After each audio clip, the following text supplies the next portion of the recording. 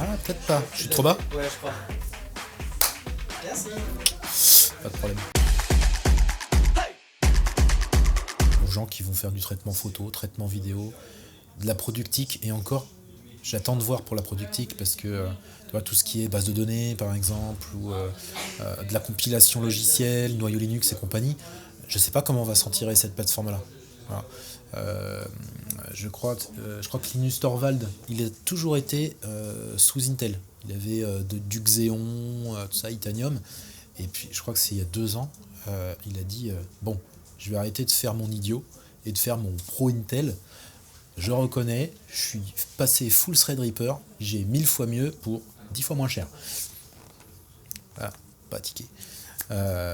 Est-ce que Alder Lake va être capable de renverser cette tendance dans ce domaine, par exemple? Je sais pas.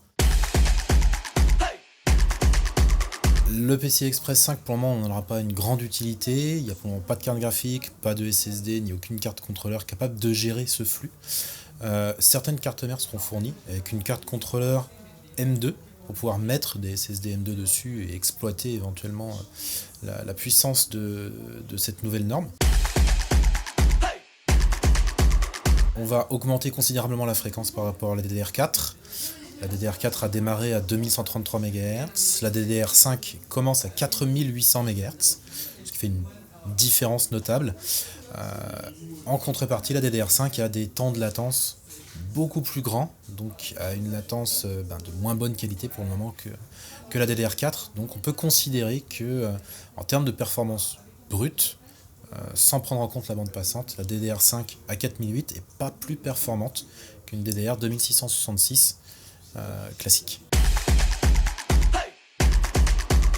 Le prix de la DDR5 est à peu près 50% plus cher que la DDR4 pour son lancement. C'est un lancement qui est un peu plus élevé que les autres en termes de gamme tarifaire, pour la simple et bonne raison qu'il n'y a quasiment aucun kit de 16 Go disponible en DDR5. Ce sera quasiment que du 32 Go au départ qui sortira. Soit en 2x16, soit en 2x32. Mais du 2x8, il n'y a que Crucial qui va pouvoir au départ fournir ce type de kit. Les nouvelles cartes mères donc, qui arrivent avec Alder Lake sont basées sur un chipset Intel Z690 au départ. À savoir que ces cartes mères couplées à ces nouveaux processeurs ne pourront apporter qu'un seul port PCI Express 5.0. C'est-à-dire on met une carte graphique dessus, ou pas, parce que les cartes graphiques actuelles sont Gen 4, donc n'ont aucun intérêt à être sur un Gen 5. La seule utilité sera d'y mettre, pour les cartes mères fournies avec, la carte contrôleur Gen 5 M2, et mettre la carte graphique sur le port PCI Express qui est plus bas. Dans l'état actuel des choses, le Gen 5 est inutile, on n'a aucun composant qui peut l'exploiter.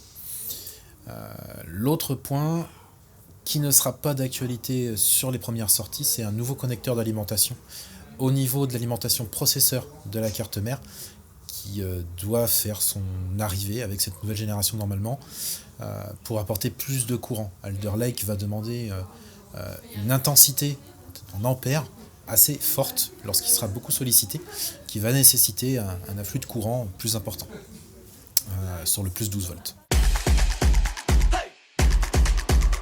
On peut le laisser entre guillemets pour du gaming, mais c'est plus une plateforme qui va être recommandée pour du workstation, station de travail, création vidéo, 3D, graphisme, photo, pour la simple bonne raison que le gros intérêt de la DDR5, c'est son débit. La latence, on en a besoin que dans les applications demandant une excellente rapidité d'exécution, ce qui pour de la création vidéo n'est pas utile, ou même de la photo. Donc là, on va bénéficier d'un débit qui va être colossal au niveau de la RAM, mais également au niveau du pros.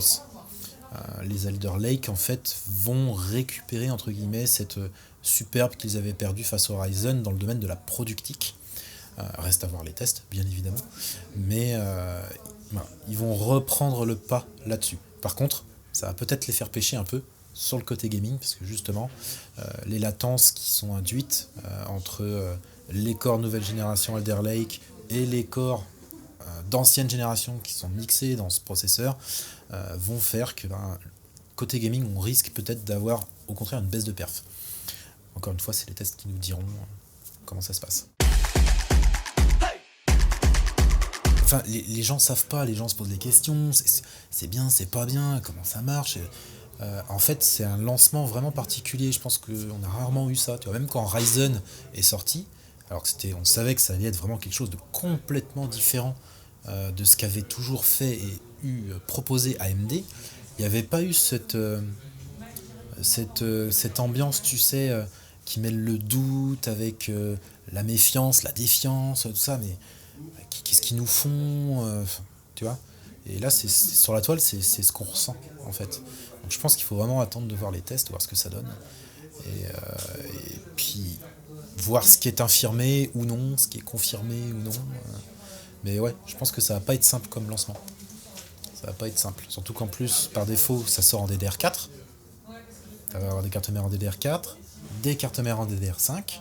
Ceux qui voudront la DDR5, il va falloir qu'ils se précipitent, parce que le stock DDR5, il n'y a quasiment rien. C'est juste que la DDR5, alors je sais pas si tu te rappelles des sorties des RTX en GDDR6X, c'est une mémoire qui est conçue par Micron, il n'y a que Micron qui maîtrise cette technologie.